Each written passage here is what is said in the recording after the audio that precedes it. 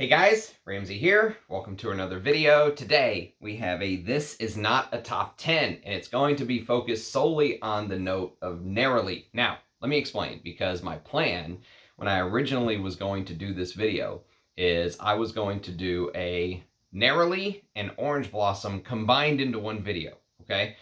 But upon further research, I realized that just taking Neroli on its own, is going to be a top 84. Okay, it is a lot of damn work pulling all these bottles out. I will not lie. Now there is some overlap. Some of these have Orange Blossom in them as well, but I think I'm going to have to do a separate Orange Blossom video. And if you're kind of wondering why I would want to combine these two notes, it is because actually both Neroli and Orange Blossom are derived from the exact same sort of white flower that grows on the bitter orange tree. So it's all about how it's extracted, from my understanding. Orange Blossom Absolute is extracted using solvents, and it's supposed to smell more like a lathered, indolic white floral that has these leathery elements underneath, slightly maybe animalic leather elements underneath.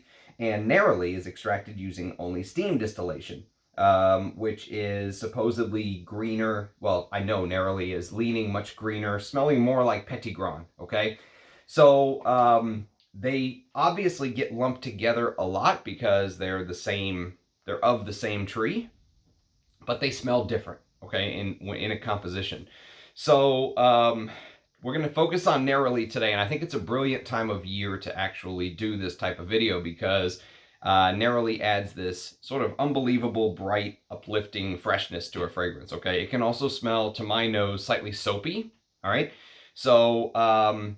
So before we get into it, though, I do want to do a scent of the day, as always. So today is a Sunday, and I've been wearing this all day, sitting at home. It's absolutely beautiful, and it is called Russian Musk by Arige Ladore, one of my favorite houses. And I'll tell you what, if you're somebody who has never smelled any of it doesn't have to be Arige Ladore. It could be any of the quote-unquote artisanal houses with real musk, real oud, all that good stuff. It really is a completely different experience. So do not knock it until you've tried it.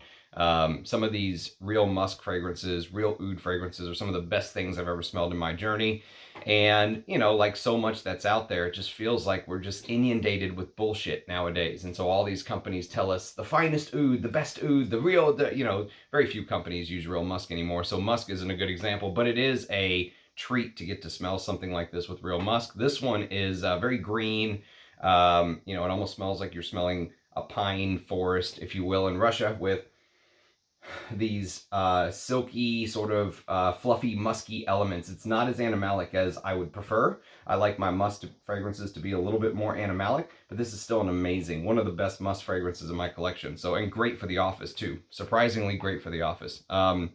Okay. So let's get started. Actually, before we do the top 84, let us do some honorary mentions. So if you're not familiar kind of with the rules to the game here, the fragrances that I'm going to show are all from my collection, obviously, and most of them are going to be full bottles. However, I did kind of shoot myself in the foot long ago, and I said that if I reviewed a fragrance on the channel, so if there's an individual review on the channel, even if it was off of a sample, then it will be included in the list, okay? So most of this top 84 is going to be fragrances in my collection that have the Neroli note, according to Parfumo. I am a Parfumo fan. I use them, and so this is according to Parfumo. They may not be right 100% of the time, but they're the easiest for me to use. So honorary mentions are fragrances that I have some samples of, that I can talk about on the channel, or that I've done a live stream on, but I have not done an individual review on yet. So they're fragrances you may hear about later on as the channel progresses, but we're going to go alphabetical order. So the first one is Alexander McQueen's Kingdom, Astrophil and Stella Love is Lost, Boadicea the Victorious, Echeni, I think it's pronounced Echeni, or maybe it's Esseni, I don't know, but there is a Boadicea the Victorious live stream on the channel if you want to get my thoughts on that brand. Bogway's O/E, which Nick very kindly sent me a decant within the last month or so, so that's a newer one to my collection. Bulgari's Aqua Amara, which is discontinued. That was one of the ones Jeremy hyped up before he seems to have lost his mind. Byredo's Bal d'Afrique, Celine's Saint Germain des Prés, Chanel No. 5, Eau de Toilette, and Eau de Parfum, which I don't have I don't think I have either of those. I do have samples of both of those though, but the Eau de Cologne version, which is discontinued, will make an appearance in this video.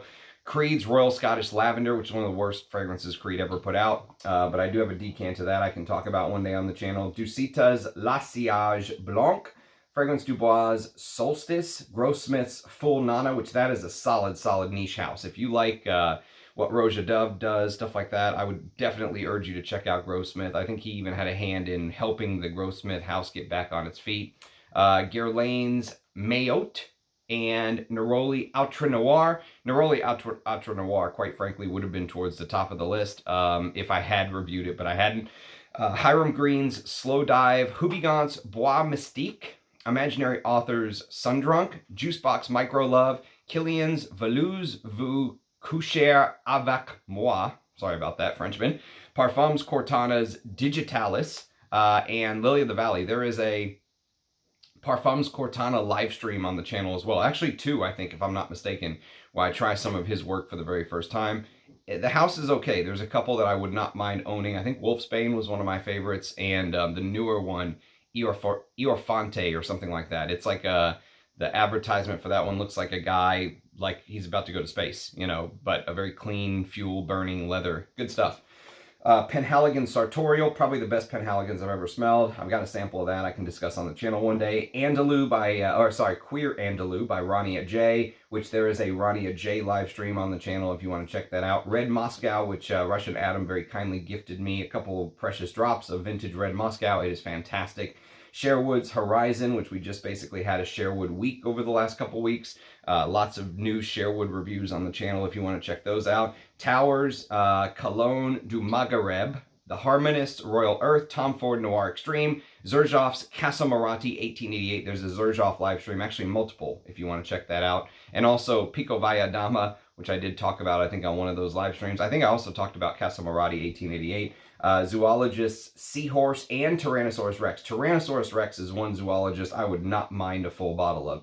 Tyrannosaurus Rex, Squid, and Sacred Scarab are three that I'm like on the full bottle list, but obviously I can't buy anything right now with all the crazy stuff going on in my life. Okay, so let's get started. Number 84, one of my most hated designers of all time, and I think one of the worst things Francis Kirkjohn ever created. This is Le Male. And this is actually a vintage bottle of Le Male. So all of you who are like, you're smelling the wrong one, bro. No, I just despise Le Male.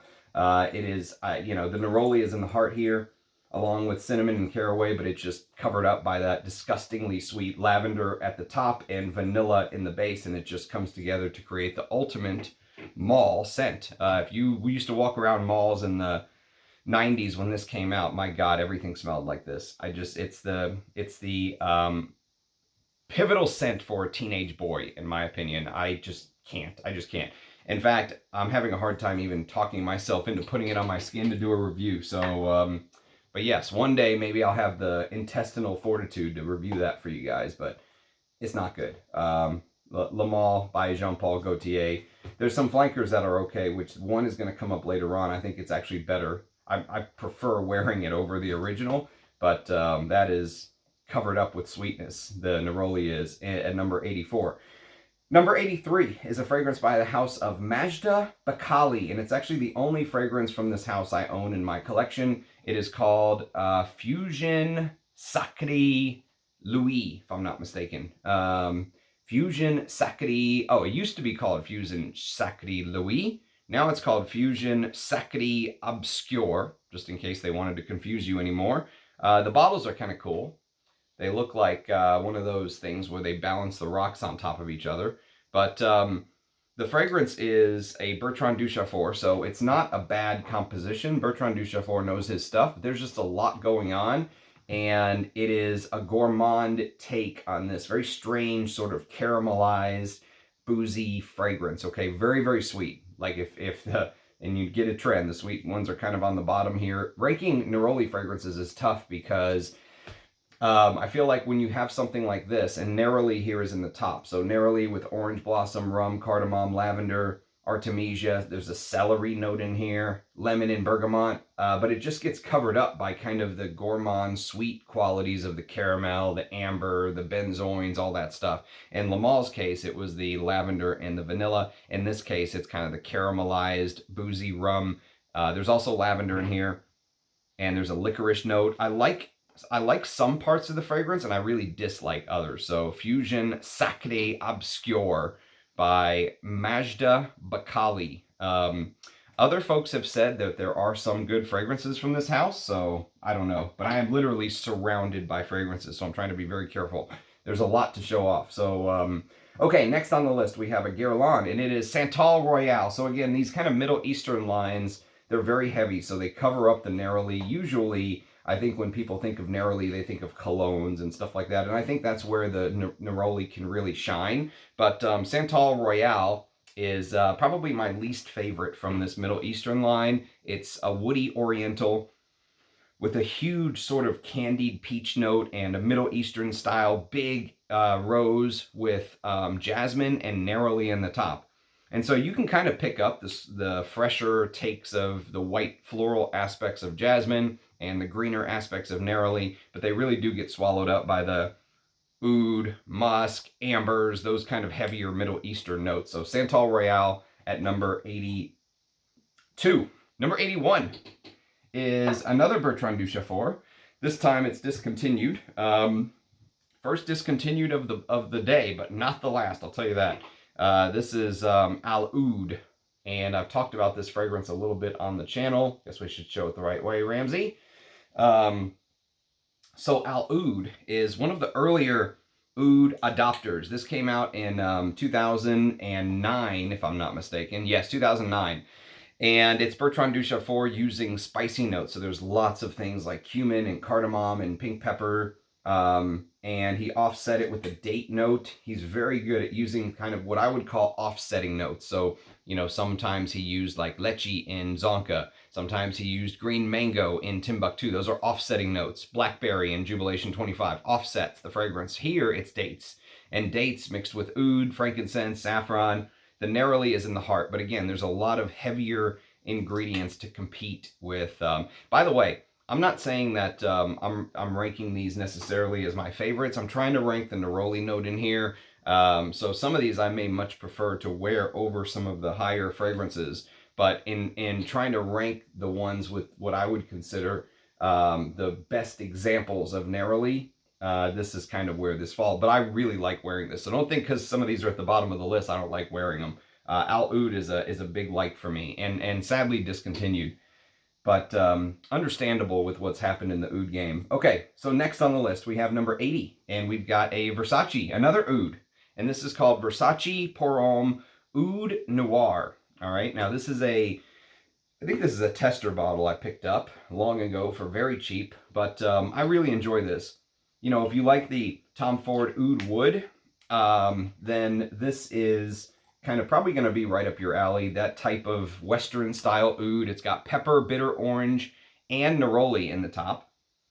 And it's got frankincense, cardamom, and saffron in the heart with oud, patchouli, and leatherwood in the base. And I think like for a good starter oud fragrance, I think this is good stuff. So Versace Pour Homme Oud Noir. And you can kind of pick up a little bit of that Neroli, especially in the top, but again, very similar story. The heavier Middle Eastern style notes, black oud or whatever they're using as a, you know, oud accord in here, just kind of really overwhelms that Neroli note, but I really do enjoy this. So from 2013, Versace Pour Homme Oud Noir at number 80.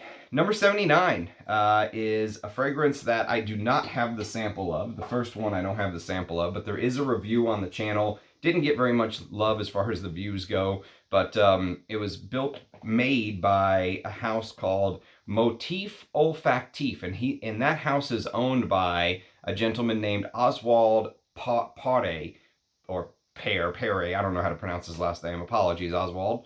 But he goes by Oz. He had a YouTube channel, and then he started his own fragrance brand. So this is a YouTuber fragrance brand. And actually, what I've smelled from his stuff is not that bad. I enjoyed Murmur Chypre, but it had a huge dose of Tajits or Marigold. And it was civet leather, neroli, oak moss, orris butter, patchouli, iris jasmine, musk, and tobacco absolute. So Murmur Shipra was the name of that one from 2019. Go check out my review if you're interested in learning more about that house. It's the only thing from the house I've discussed yet, but I do have more samples, so maybe you'll hear more as time goes on from that house. But Murmur Shipra by Motif Olfactif at number 79. Number 78 is a Guerlain, and it is a recently discontinued Guerlain. It's sad because it's probably my favorite from this line. It is Bois Mystérieux. So it used to be called Sange du Bois de Et, which I've shown off before. There's actually there's a comparison on my channel between Sange du Bois de Et and Bois Mystérieux. And my advice is buy whichever one you can get. I mean, there are very slight differences. It could even just be air getting in the bottle and changing as time goes on.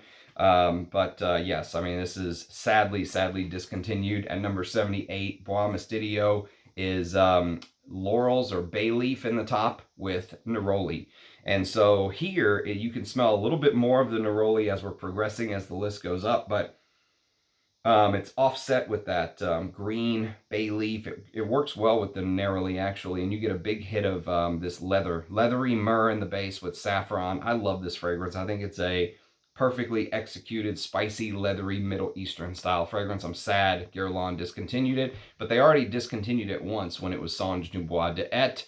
Then they brought it back as Bois Mystérieux. Then they discontinued it again. Don't be surprised if Guerlain brings it back a third time under a different name. They love doing stuff like that. But Bois Mystérieux comes in at number 78. Number 77 is a Jacques Bogart, maybe one of the greatest value for money houses you can think of.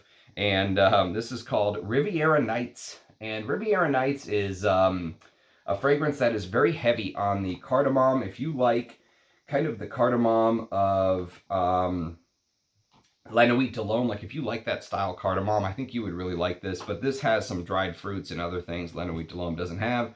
And it's bergamot, neroli, and grapefruit in the top with nutmeg, tonka bean, Virginia cedar, and vetiver in the base. Very spicy, slightly fruity because of the dried fruit note. This is good. I mean, for what it is, this is a great fragrance. And I think I got this 100 ml bottle for 20 bucks, maybe even less. I can't remember. But Riviera Nights is good stuff. I think it's still in production too. So that's at number 77. Number 76 is a Dana fragrance. And this is called Taboo, one of the greatest Orientals I think ever created. Here, this is a great example of Neroli used a little bit different. You'll see this again, by the way, as time goes on. But in Taboo, basically what they've done is they use the bright, uplifting, greener aspects of Neroli, fresher, soapier, greener aspects to offset the heavier, thicker, pudgier benzoins and ambers and patchoulis and that Oriental base. And so Neroli works as a contrast to that heavier base of amber. And there's a beautiful floral heart in here. Oriental style rose, jasmine, ylang, narcissus. I mean, what a fragrance. And the fact that, again, I was able to find this bottle for, I don't think I paid more than 30 bucks. Maybe even it was like 20. It was very, very cheap. Just goes to show there is some good value out there. This is Dana Perfumes Corp. So if you can buy the one that says, this is not the original, but if you can buy one of the older ones where it isn't, now I think it's produced by a company called New Dana Perfumes Corp, and they've constantly kind of seemed to reformulate their scents to my nose. So if you can find some of these older bottles, even if it isn't the original, still worth getting your nose on. Okay, next on the list we have number 75, and this is off of a sample review again, thanks to my good friend Peter Carter of Centauri Perfumes. He sent me a sample of one of his newer fragrances in 2022. I reviewed it on the channel. It was called Mirabai. And Mirabai was a beautiful ancient sandalwood from like the 1950s, I think, or 60s he got his hands on. So it was vintage sandalwood with orris butter, honey, Bulgarian rose absolute, tonka bean absolute, cinnamon musk, white lotus absolute, black pepper, bourbon vanilla, dried fruits, Indian sandalwood, patchouli, spikenard, white ambergris, frankincense, nutmeg, vanilla, and neroli.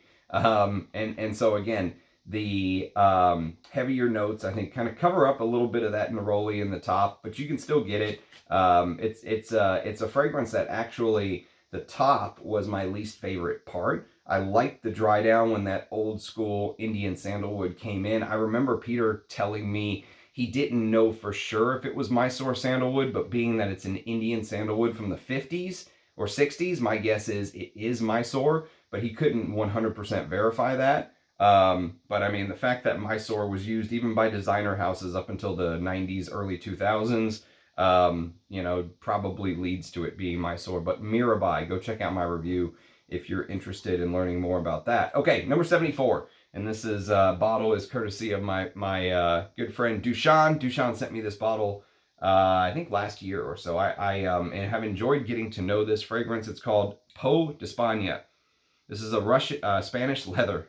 Let's get your countries right, Ramsey. So this is a Spanish leather, and it's Ariza El Legrand is the house. Solid niche house. I said earlier when we talked about the honorary mentions that I thought Grossmith is a solid newer niche house. This is a solid niche house. And both of these houses I'm saying are solid. Both Grossmith and Ariza El Legrand were houses that were around 100 years ago, went out of business, went bankrupt, and then got revived. And so this is good stuff. It's not my favorite Peau d'Espagne. That would be for Santa Maria Novella. They keep that honor. But this is still very good. It is vervain, bergamot, rose, neroli in the top with lavender, carnation, clove, sandalwood with a base of birch, waxy styrax, and this kind of warmth of benzoin. You know, very, very good stuff. Very good take on a Spanish leather. In Spanish, and Peau d'Espagne literally means skin of Spain, so it's supposed to be kind of a softer leather. I have an entire video on Spanish leather versus Russian leather versus, I would say, modern leathers like, you know, the Tuscan leather, Tom Ford style, right? So you can go check that out if you'd like. Okay, next on the list, we have number 73, and we have a Nishane, and this is called Sultan Vetiver. There's a full review of Sultan Vetiver on the channel if you would like to check it out. It is, I don't want to take it out because it's such a beating to put these Nishanes back together, but they come with their own little postcard in here. Go watch my review if you're interested in learning more about Sultan Vetiver, but let's just say one of my favorite newer Vetiver fragrances. This came out in 2014, so it's 10 years old. Even though I'm calling it a newer Vetiver, you know, it's not like Guerlain's Vetiver from the late 50s, early 60s. Some people debate on the date Guerlain's Vetiver came out, but Sultan Vetiver is very good. It's got 3 or 4 different types of vetivers in here: Java Vetiver, Bourbon Vetiver, Haitian Vetiver, and Brazilian Vetiver. And there's a Neroli note in the heart. Some people complain about that amberwood note in the base. Luckily, it doesn't bother me too much. I'm able to still enjoy the fragrance, but it does make the fragrance really loud. All right, so this is a big fragrance. A lot of people will smell you even if you stop smelling yourself. So number 73, Sultan Vetiver. 72, we're going to Versace's Man. And I think that this is kind of the chassis that Versace Pour Homme Oud Noir was based on, because both have Neroli and both have that kind of sort of saffron-like accord, if you will. Let me pull up the notes to Versace. Yeah, so both have pepper, both have Neroli, both have the saffron, both have the cardamom. So I wouldn't be surprised at all if this was kind of the chassis that they used when they built the Pour Homme Oud version, if you will. But this one's unfortunately discontinued. This is an amazing designer, especially when you could get it for 30 bucks at discounters, 40 bucks at discounters. Now it sells for hundreds because that's just how things go. But I really like this stuff. It's got some Angelica in the top, bergamot from Calabria, Neroli in the top, and here, as we go along, the Neroli notes will become more and more prominent. So the Neroli note here, this is all just subjective, but these are my opinions. You know, it's a little bit easier to detect here than it is in the Oud version. And it's got a base of cashmere wood, which, as we know, is cashmeran. Labdanum cysts, they call it, which sounds like something you do not want to have. Living tobacco leaves, which I don't know how they're alive in here after 20 years, but whatever. And amber. So very good fragrance, though. I will review this one of these days because it deserves a discontinued gem fragrance review. And I've got an entire playlist dedicated to the discontinued gems on the channel. So if you just want to roll through a bunch of discontinued fragrance reviews, you can go to my playlist and check that out. Okay, next on the list, we've got a Bulgari. And I think this was very kindly sent to me by one of my perfume god people from, I did an unboxing very recently. It may have been David that sent me this. If it's not David, I very much do apologize. But somebody very kindly sent me this bottle. It was called Bulgari Pour Homme Extreme. I had a chance to wear it to bed once. Very designer level, fresh fragrance that has things like grapefruit, bergamot. There's a tea note in here. It was actually done by Jacques Cavalier, the in-house perfumer of Louis Vuitton, and he did, I think, a lot of the Bulgari fragrances, even to modern times, like the new Bulgari Le Gem line, the niche line is all done by him, I believe. But this is Neroli, Petit Grand, and so I think this is why this could have probably even been higher, but the reason I didn't put it any higher is because of that generic designer. I tried to kind of balance a little bit of my favorites to wear versus that Neroli note, if you will, but lavender, tea, petit grand, pepper, cardamom. So you can get the idea. Spices, woods, there's some oak moss in the base. And I think this is still available to purchase, actually. I don't know for sure, but I think it is. I think you can still buy this. So Bulgari's Pour Homme Extreme from 1999 at number 71. Number 70, we are at Etienne Aigner, which is a hell of a house. Now they've dropped the Etienne name and they're just known as Aigner. They also re-released this fragrance in 2012. So this is the 1975 version called Number 1. And so Number 1 is fantastic. Like if you like that dark brown kind of 70s smell that you get, 70s, 80s kind of brown, everything was lumped together in this spicy, leathery, slightly animalic thing. This is that kind of fragrance. Very good. Very spicy, very leathery. There's clary sage, which can add a leathery kind of sweaty note on top with neroli in the top, along with some green galbanum and marjoram and lemon and iris and sandalwood and vetiver. There's a lot going on. The real oak moss in the base. These vintage bottles of Aigner are awesome. Awesome stuff. Very great value for money, I would say. So yes, if you don't mind doing some hunting, that's a good one to look up at number 70. Number 69 is a fragrance that I believe was very kindly sent to me by Armando. But again, don't quote me on this. I'll just say one of my perfume god people very kindly sent me this. And there's another Bogner fragrance that's on my list. I think it's called Bogner Man. This is a really good house for people who like fragrances that fall into the polo green type category. You know, I wouldn't call this like polo. Well, I guess I would call it like polo green, but kind of doing its own thing. But this is called Deep Forest, and this is one of the few I actually have the box with. Most of the boxes are in the attic or something. But Deep Forest, you can see the shortened ingredient list there, back how it should be. Oh, you want to know what's in the fragrance, eh? Well, I'll tell you what, it's alcohol, water, and fragrance, bitch. The good old days. So distributed by Lancaster, which shed a tear for old Lancaster group.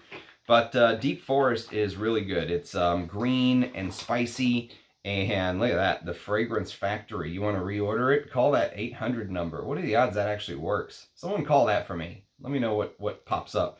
But Deep Forest is so good.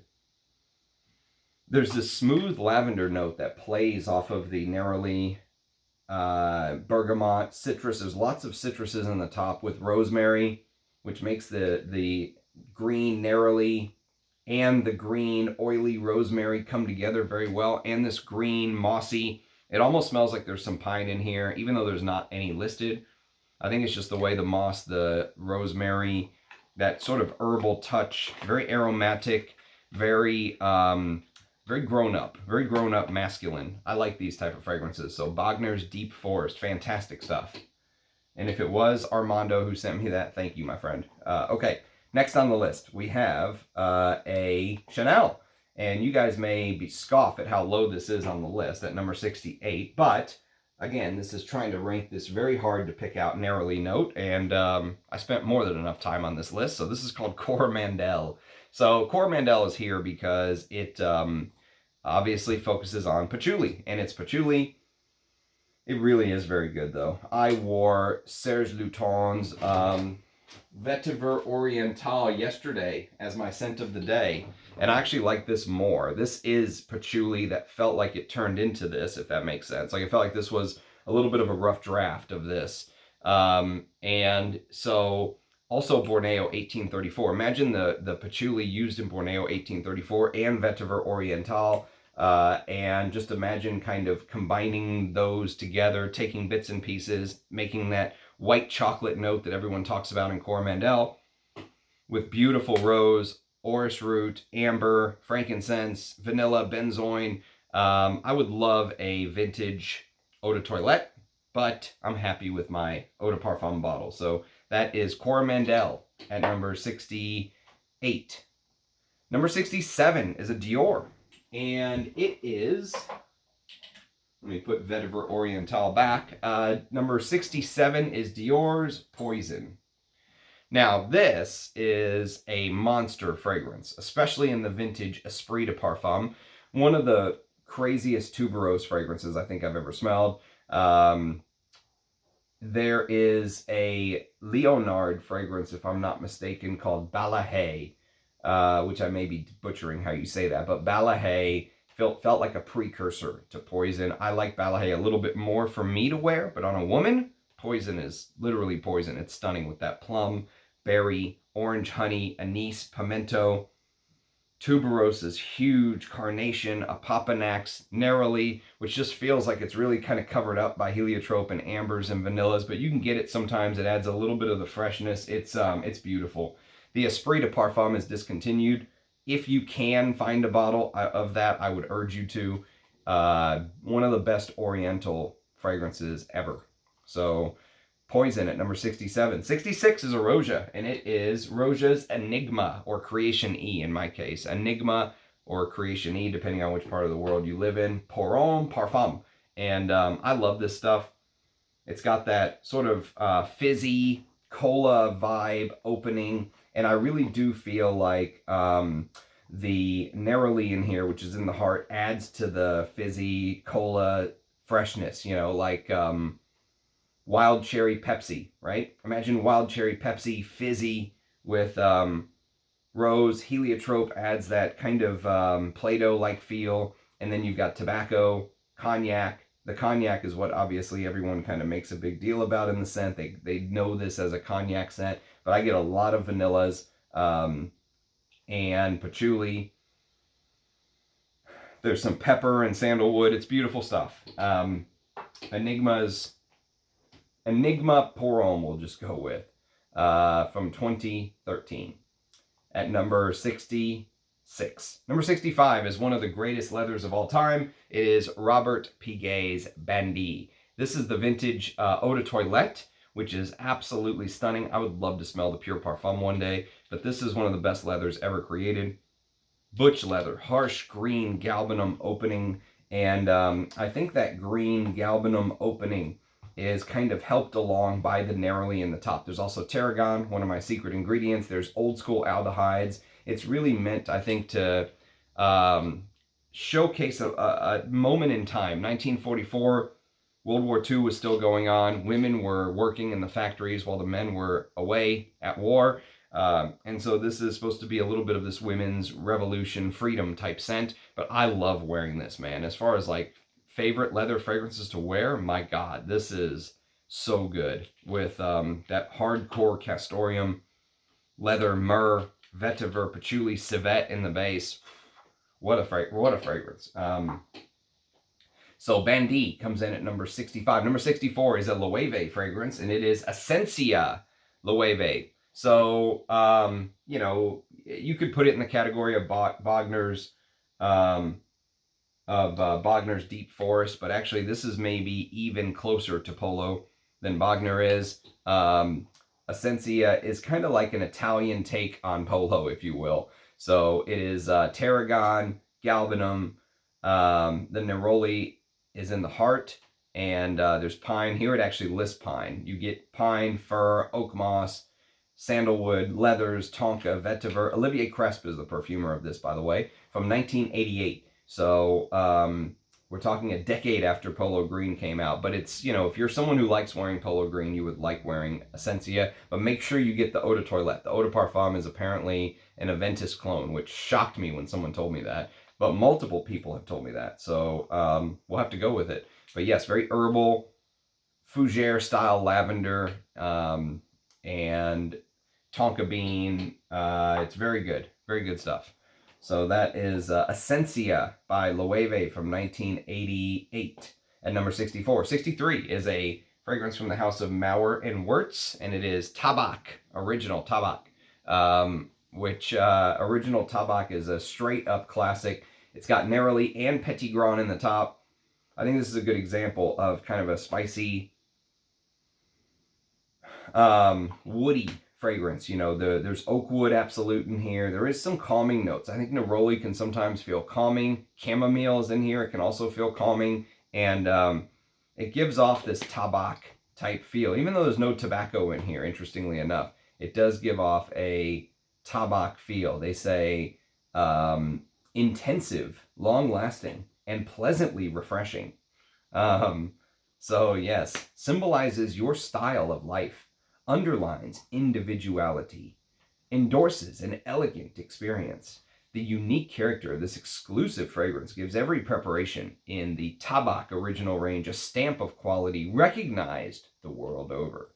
Well, I'll be. So that is Tabak from Mauer and Wirtz at number 63. Number 62 is back to Roja, and unfortunately this is discontinued, stupidly discontinued, if I may add that. I think Roja made a huge mistake in discontinuing this. I think it was one of his best fragrances because it's his take on Bel Ami, or Pure Distance M, whatever you want to call it. It is Roja's Fetiche Pour Homme. I've reviewed this on the channel. I reviewed the other Roja as well on the channel. We talked about Creation E, but this one is my speed through and through. Man, it is so good with that leather note coming through. It opens up with zesty limes, bergamot, lemon, neroli, jasmine from Grasse, fig, and violet. And it really does give that Bel Ami, like a niche Bel Ami is really the best way to describe it. It also has a lot of incense. So imagine taking Bel Ami or taking Pure Distance M and adding a lot of Catholic Church style incense in here, smoky incense. Lots of smoky resins, frankincense. Very well done. Very well done. Very sadly discontinued. I don't care about sales. They never should have discontinued that. Number 62, Roja's Fetiche. Number 61 is a Valentino fragrance that is discontinued, sadly. I'll do a vintage Hall of Fame, or I don't think this one deserves a Hall of Fame. This is a vintage, this is a discontinued gem fragrance for me. It would be Vendetta Pour Homme. So this was a gift by Justin, I believe. So thank you, Justin. And this is very similar. It's in the ballpark of something like Halston Z14, but imagine like a, you know, Halston's an American designer. So imagine Valentino, this Italian designer, putting a little bit of a twist on it. Italians love their sort of fresh citruses and sprightly green notes in the top and all that stuff. And so this takes that spicy, woody kind of base with labdanum and oak moss and patchouli and adds neroli and this bay rum accord, you know, with spicy clove, geranium, jasmine. It's really a very good fragrance. If you like Z14 or Italian Cypress by Tom Ford, you would probably really like Vendetta Pour Homme. At number 61. Number 60 is a sample I did a review on the channel. You can find it under my Dixit and Zach playlist. It's called Rising Mysore 2. There was obviously a Rising Mysore 1. It would be weird if they put out Rising Mysore 2 and didn't do Rising Mysore 1. And there was also a Rising Mysore 3, maybe even a 4. I can't remember. But 2 is the one I had juice on, so I reviewed it. You can go check it out on the channel. It is a very good Dixit and Zach fragrance, probably one of the better ones that I smelled. I really liked Rising Mysore. Star Anise, Damask Rose, Holy Basil, Lavender. Neroli was in the top with orange, citrus fruits, lemons, key limes, great pink grapefruits and stuff like that, sitting on that bed of Indian sandalwood. And they made it soft enough to where you can pick out that Indian sandalwood. You know, sometimes Indian sandalwood is like overtaken, if you will. Here they made it soft enough to experience things like the sandalwood and, of course, the neroli. This had both neroli and orange blossom in the top. So number 60, Dixit and Zach, Rising My Sword 2. Okay, we're going to have to take an intermission here. I don't know if my voice is going to make it at this rate.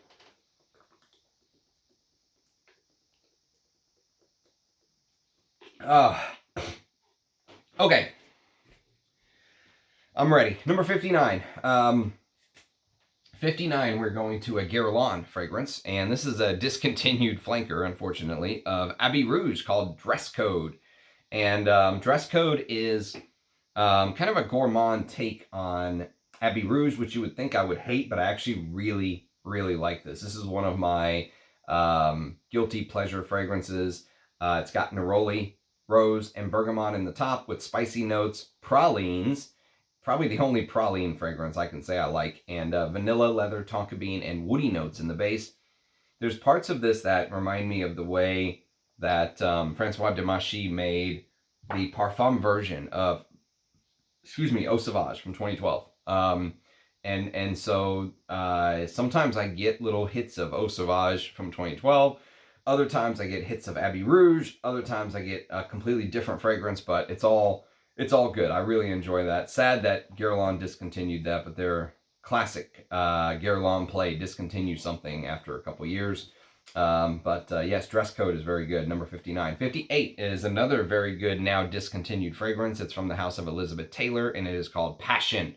And I like these almost like lights pointing like a premiere, you know, the spotlight going in the sky. I like this bottle, very Art Deco style. And so Elizabeth Taylor's Passion for Men came out in 1989.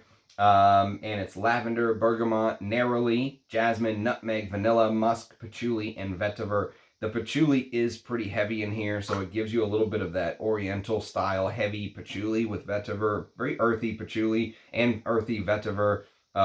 It's spicy. The nutmeg adds a lot of spiciness, but you can get some of that neroli in the top adding to the freshness. Okay, so that is Passion for Men at 58. 57 is a Guerlain, and we are at L'Instant de Guerlain. This bottle is the Eau Extreme version.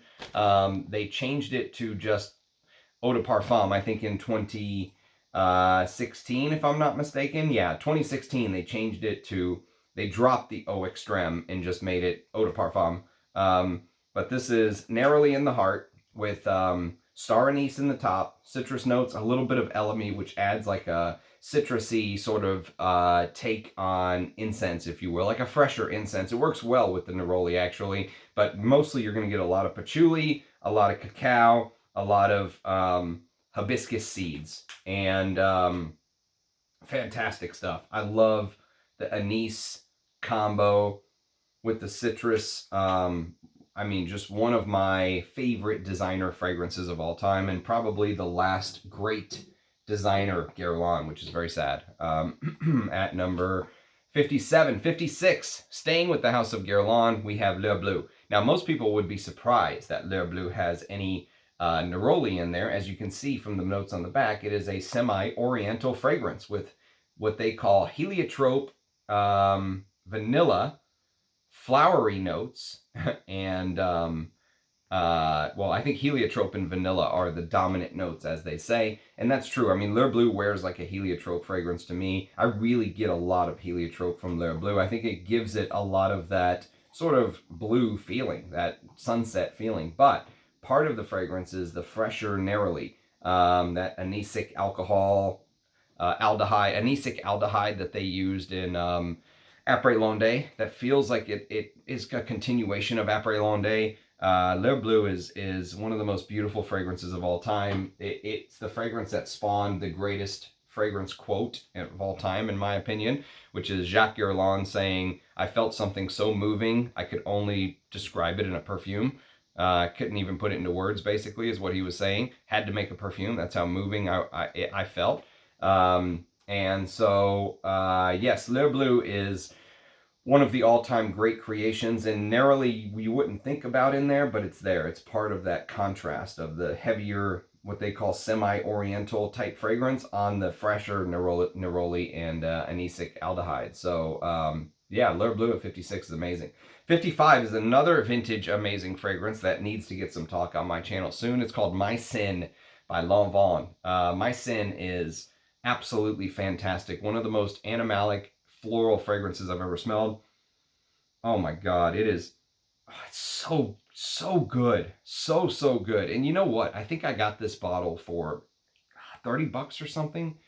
$35 on Mercari, something ridiculous, you know? Like, this type of fragrance cannot be had for money like that anymore. It is just fantastic stuff. My Sin, in French, I believe it translates to Mon Pêche. So you may see bottles that say Mon Pêche. From 1924. And Marie Zed, or Zeddy, is the who is the one that's listed as the perfumer of My Sin.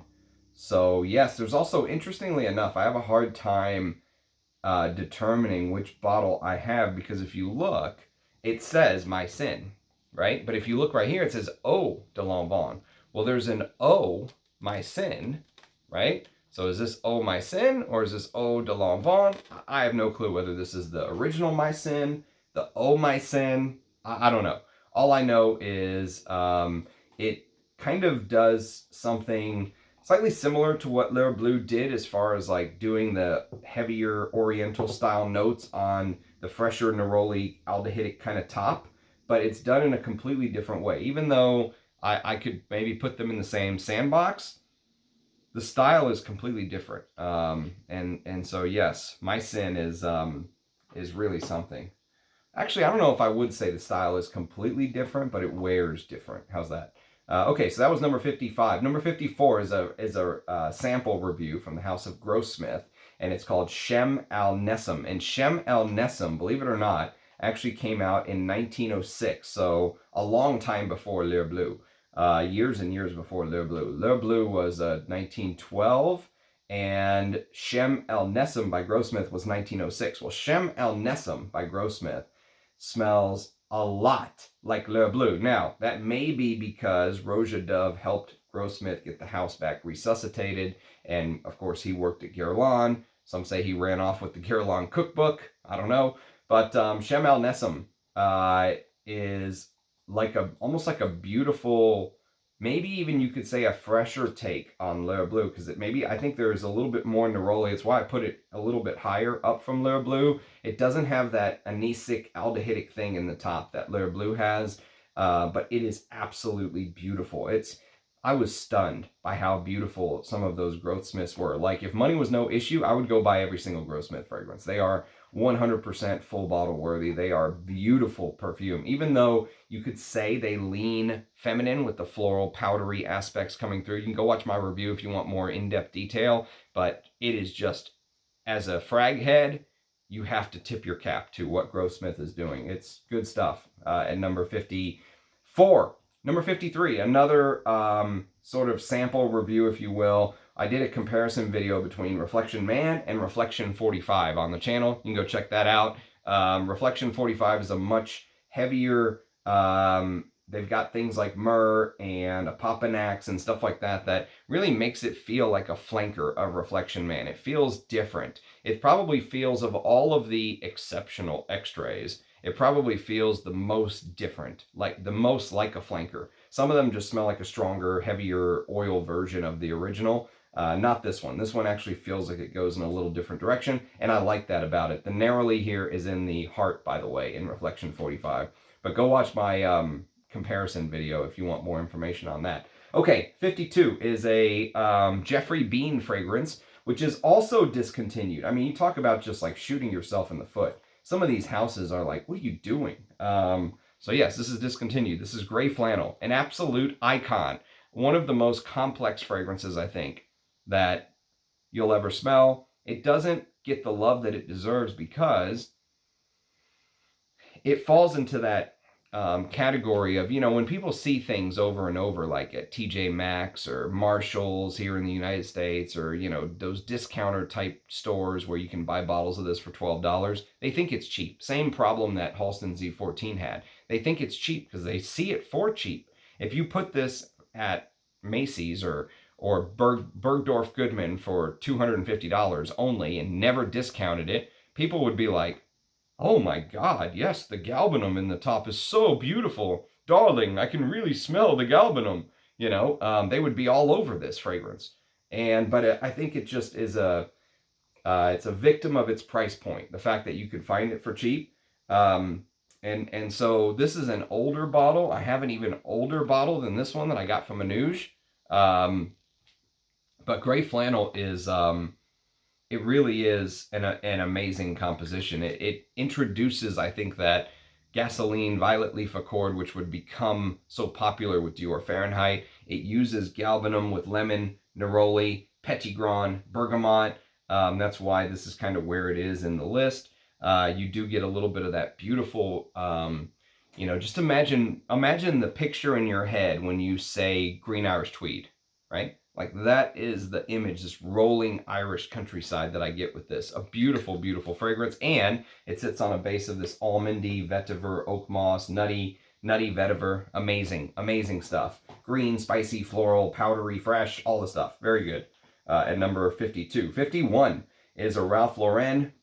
And it is a fragrance that I often overlook because it falls into a category of fragrances that I absolutely love, these amber fougères. And I don't know why I overlooked this one because it deserves more talk on the channel. This is actually a Cosmere bottle.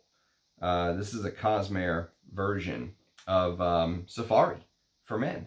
One of the most beautiful bottles with that almost liqueur decanter-like feeling. Ralph Lauren did a photo shoot in the late 80s, I believe, called Safari, where they took the girls to the safari and did this photo shoot. And then a couple years later, they came out with the fragrance line. It is fantastic. I mean, it falls into the same realm of, if you've ever smelled Salvador by Salvador Dali, that's fantastic stuff by Gerard Anthony. It falls into that category. Imagine, this came out the exact same year as Guerlain's Heritage, so they definitely have similarities. With the lavender, the ambery type fougere take, and the Neroli here is in the top. So Neroli with aldehydes, vermouth, carnation, cyclamen, jasmine, rose, tarragon, sandalwood, cedar, leather, patchouli, amber, musk, and oak moss. And it is still available, but I don't know the current state of Safari. So I would probably go for a Cosmere bottle if you can.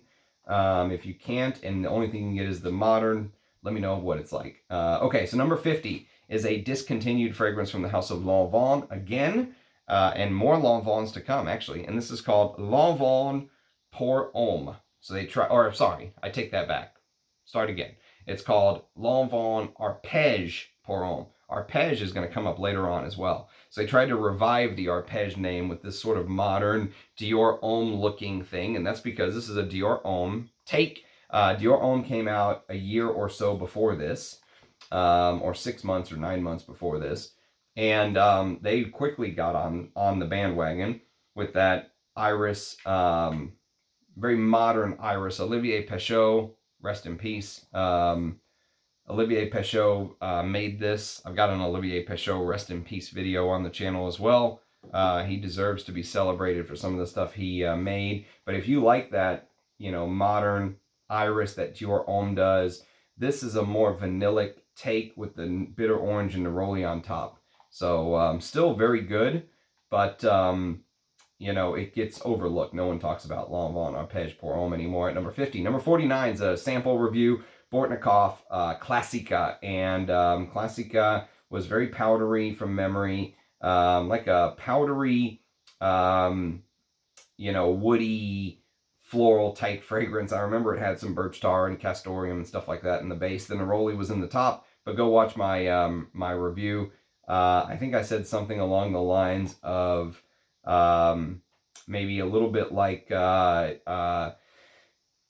Bortnikov's Russian leather take, if you will, but yeah, go check out my review. I remember the citruses being very nice in the top as well, but then it started to devolve into that sort of Russian leather style feel, but very good, if I'm thinking about the right one. But I do have a review on the channel of Classica, so go check it out. Neroli's in the top at number 49. 48 is a very important vintage fragrance, probably my favorite from the house. It's called Francesco Smalto. And actually, we call it Francesco Smalto Pour-Homme, but it's literally just called Francesco Smalto by Francesco Smalto, or Smalto Pour-Homme as we call it. But this is very good stuff. Don't listen to people about this line right here. They'll say, oh, your bottle has the line, it's not good. Or you need the one with the line, or you need it without the line. Just get whichever bottle of this you can find. It's been long discontinued. Anything you can find, I think, will be good. Francesco Smalto Pour-Homme came out in 1987. It's got lavender, rosemary, tarragon, anise, neroli, bergamot in the top with this cyclamen, patchouli, cedar, geranium, and carnation, oak moss, leather musk, tonka bean, and amber. And if you've ever smelled things like Enrico Coveri Pour-Homme, you know, those type of perfumes, those type of aromatic fougères. This is like a classic aromatic fougère, if that's what you want. If you want a definition, a green, spicy, aromatic fougère. And the Neroli is in the top. Very well done. And then we move on to one of my favorite, I would say, celebrity fragrances. And this is Luciano Pavarotti, which, by the way, if you've never listened to Pavarotti sing Nessun Dorma, I don't know if I have ever seen a more moving performance. If you have 5 minutes to spare and you've never listened to Pavarotti sing Nessun Dorma, watch it on YouTube so you can see his facial expressions and the passion and the power that he sings with. My God, man. It will give you chills. At number 47, Luciano Pavarotti. Very, I would say, very Givenchy gentleman-esque, okay? It's got a lot of patchouli and honey, but it also has this Russian leather thing in the base that comes out more in warm weather from my sort of history of wearing it. There are a lot of florals in here, shockingly. There's geranium, there's iris, there's damask rose, and there's Neroli in the top with Petitgrain. There's Neroli and Petitgrain. So I think Petitgrain works well to enhance the greener, you know, aspects. The Petitgrain, I think, is like the sticks and twigs of the orange blossom tree, and ivy. And so there's a green ivy note in the top with a vervain note, Sicilian lemon, and bergamot. It is leathery, spicy, patchouli, honeyed, green. I mean, it's everything. Everything. It's got the leather. It is so much going on. I'm going to review this one of these days, but man, it is one of the greatest celebrity fragrances of all time. At number 47. Number 46.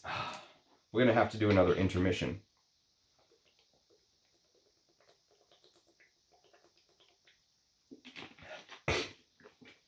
You ever have one of those days where you just like feel hungover even though you never drank a thing the night before? Fuck, man. Okay, number 46 is Rocco Barocco Pour-Homme, maybe one of the best under the radar vintage discontinued fragrances I have in my collection. This stuff is fire. I've got a 50 ml and I've got another 30 ml backup. This stuff is, oh my fucking God. Oh my God. I mean, one of my all-time favorites. One of my all-time favorite discontinued masculines. It is herbaceous notes, which I love. Herbaceous notes with Neroli in the top, with green artemisia, Egyptian jasmine, which I think is the greener take on jasmine too, if I'm not mistaken. Someone correct me if I'm wrong. Orange blossom is also in here. So you have Neroli and orange blossom. But the only reason this isn't higher is you have this huge old school civet, right? That kind of hints at Joint by Rocco Barocco, which came out, I think, a year or two after this. And Tyrolean oak moss, which I had to kind of go into the background of Tyrol for you guys, because it's an Austrian federal state that is part of the princely county of Tyrol. So, yes, the capital of Tyrol is Innsbruck. So it's Austrian German territory. So this is Tyrolean oak moss. Maybe that's why they can never recreate the greatness of these fragrances from the past. They were using very specific oak moss notes, patchouli and sandalwood. And it is just, I mean, if you like the animalics, you have to get your nose on this. It is fantastic. Maybe something slightly soapy about it. Maybe this Chypre construction, green, soapy. herbaceous, but very animalic with that civet note. Huge fan of that stuff. So at number 46, Rocco Barocco Porom. 45 is another animalic fragrance, but I have a full review of this on the channel. You can check it out. Not as animalic as Rocco Barocco Porom. Completely different type of fragrance, though. It's called Jean de Prez Bala Versailles. This is the Pure Parfum, which is discontinued. So this version of the fragrance is discontinued. There is a eau de toilette, which you can still buy. I haven't smelled the more modern eau de toilette, but this stuff is, my God, man. I mean, if you like things like Under My Skin by Francesca Bianchi, or if you like Salome by Papillon, this is in that category. This was Michael Jackson's signature scent, rumor has it. And apparently Liz Taylor turned Michael Jackson onto this, rumor has it. So it's kind of a big amber. It's like an oriental powdery amber. Very, it feels like you're smelling sort of sweaty skin. Feels like you're smelling like this slightly dirty, sexualized aspect. You know, like the ladies on the front of the bottle have some bad things on their mind. You can kind of see right there the women of Versailles court maybe not showering for weeks and then going into the back alley with the king. You know, there's a little bit of that going on in Bala Versailles. It's very slightly dirty, resinous, ambery, civet, balsam, stuff like that. Very well done. Go watch my review if you want more insight.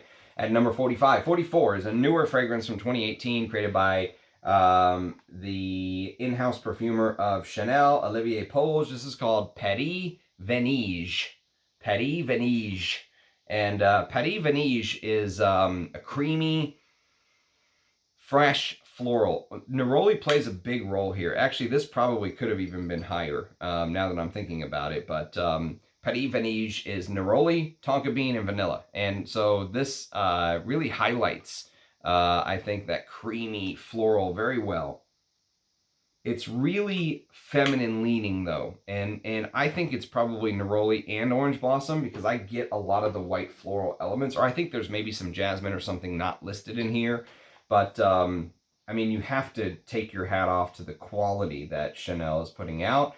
But I have a hard time wearing that as my scent of the day because I'm always like, like I'd rather wear something else. I'd rather wear like what I'm wearing today or something along those lines. So, which is Russian musk is absolutely beautiful. If you've never smelled real musk in any of its forms, I would highly encourage you to do it somehow, some way. You know, get a sample of an Ensar or get a sample of Musk Habib or something like that. But it's good stuff. Number 43 is a Prada fragrance. And this is a new addition, thanks to my good friend Armando. This is called Tuberose. Tuberose. Prada number 6, Tuberose, which this has... I had a chance to wear it to bed once, and this highlights the fresher aspect of Neroli with tuberose. So tuberose absolute, which can give off a slightly camphoraceous like feel. Tuberose, mate absolute, musk, Neroli, rose, and violet. Daniela Andrier is the perfumer, and these little Pradas in this little line here, whatever they call these are very good. This is a 2007 release. So shout out to Prada. Good stuff.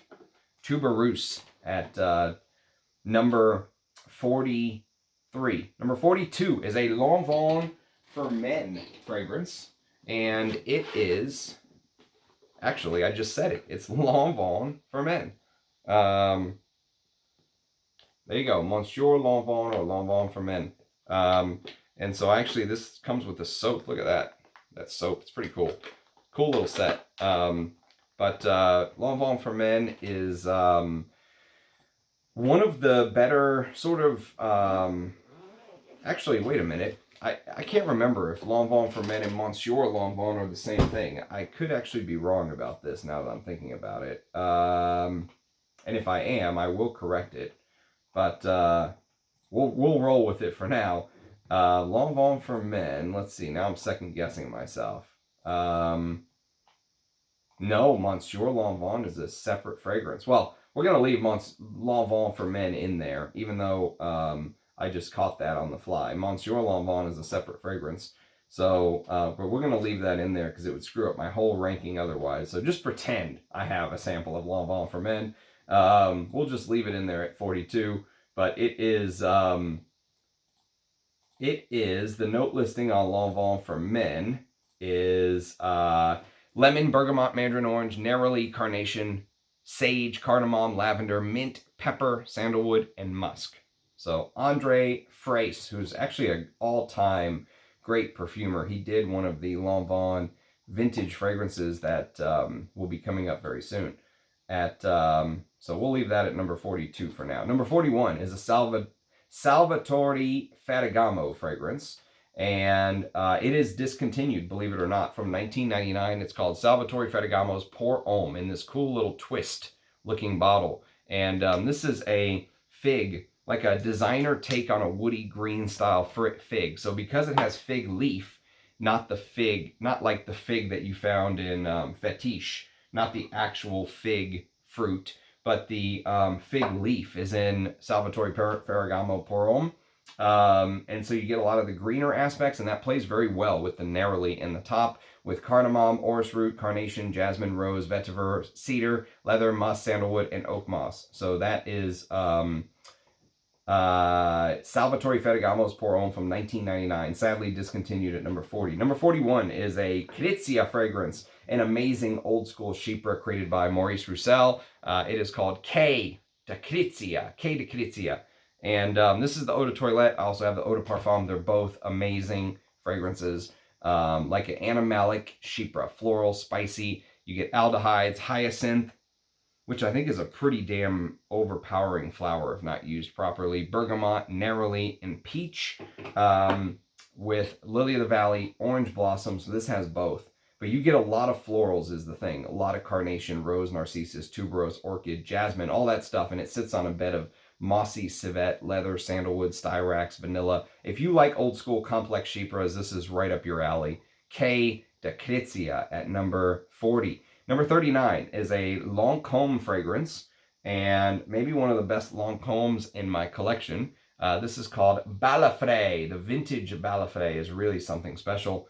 Balafré from 1967. Maybe one of the better fragrances from the 60s. The 60s is kind of one of those decades that gets overlooked, but this is a good one from the 60s. Woody, spicy. It's got that sort of refreshing, relaxing chamomile with cypress. So cypress adds that medicinal greenness, which mixes with the neroli and lavender very well. Very traditionally masculine fragrance, I would say. Very traditionally masculine. And sits on oak moss, leather, vetiver, musk, amber.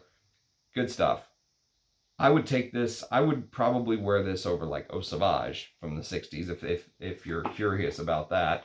Now, what has L'Oreal done with the fragrance? Because this is long before L'Oreal bought Lancôme. So, what has L'Oreal done with the fragrance since they own the House of Lancôme now?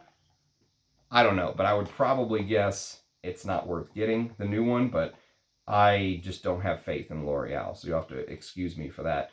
Number 38 is a Cartier fragrance, and this is called Must de Cartier Parfum. This stuff is absolutely amazing. I talked a little bit about Must de Cartier when we did our Obsession for Women review, which happened a month or two ago.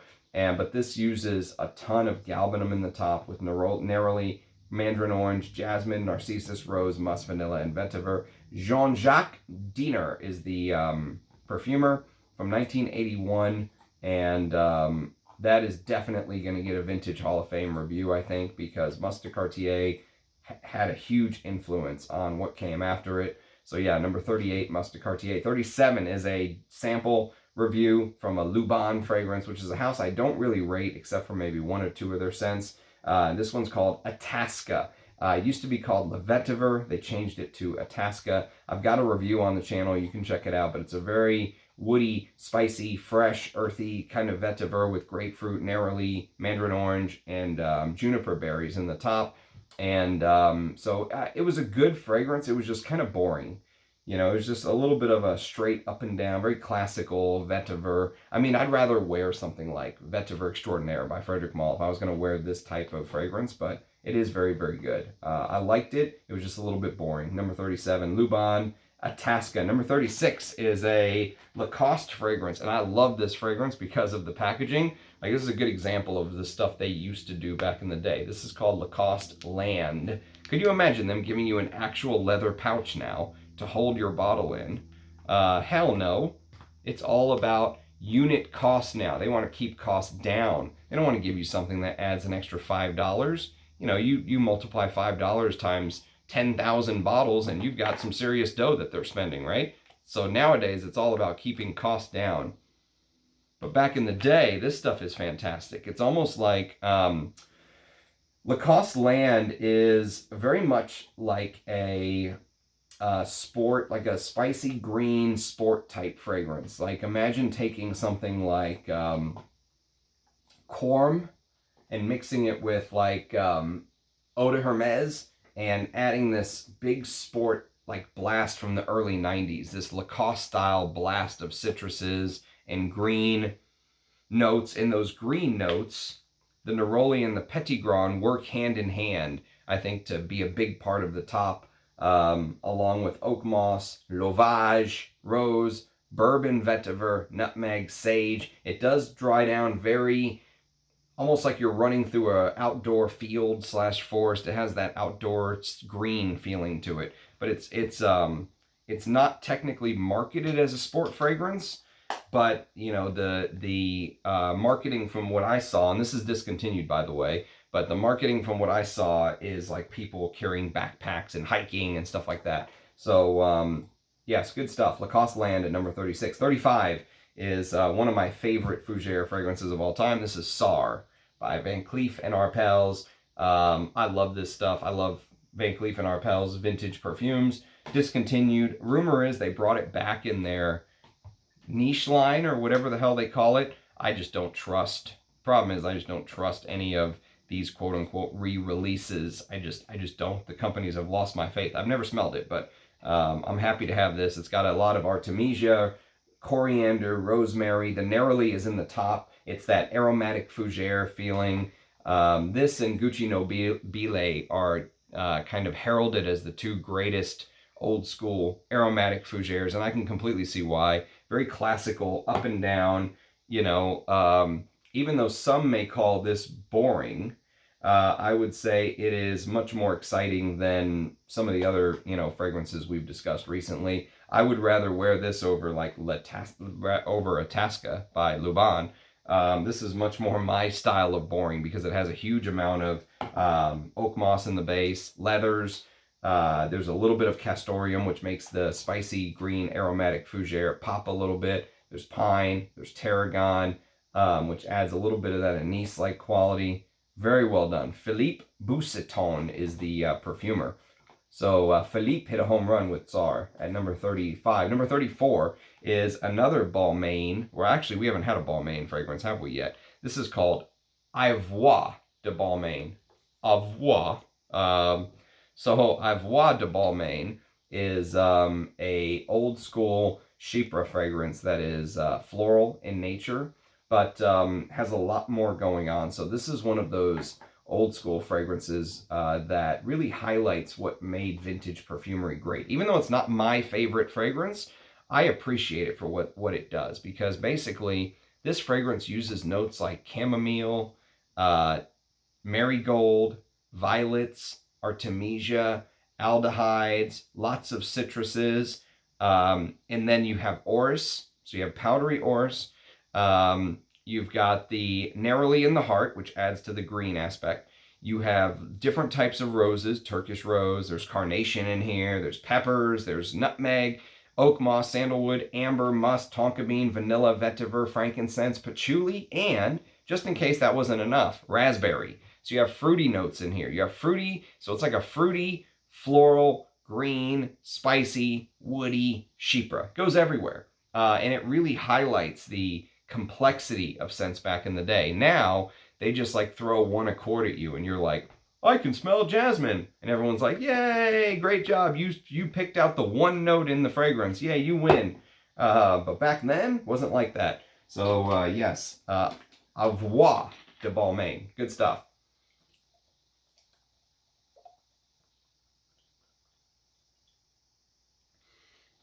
All right, I'm officially out of water. I need that assistant.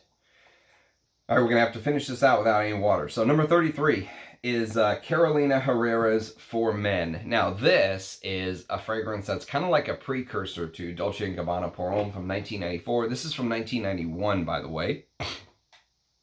And if you like kind of fresh tobaccos, this is a fresh tobacco. The Neroli and rosemary and lavender play a big part of making that fresh, tobacco.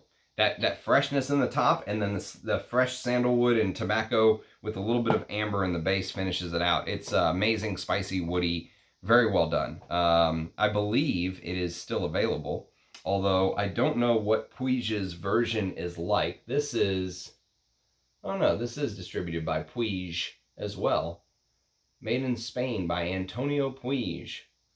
So yeah, I guess I don't know. I don't know what the newest one is like. I think this is the older. They changed like some of the packaging and stuff. So I think this is a older style packaging, if memory serves. But I would be curious to see what the new one's like. So that's good stuff. Rosendo Matu, rest in peace, made that with Carlos Benaim at number 33. Number 32 is a Roja fragrance off of a sample called Goodman's. Roja's Goodman's, which is a masculine. They made a couple in 2014. One was called Goodman's for men. The other was called Bergdorf for women. So Goodman's for men, both are discontinued. Now they've re-released a new Bergdorf Goodman's, which is ridiculously overpriced, which I haven't smelled. But this is a spicy Chypre, very well done, very classical. I remember saying that many of these department store line that Roja does, he doesn't take too many chances with. He makes them very, very wearable.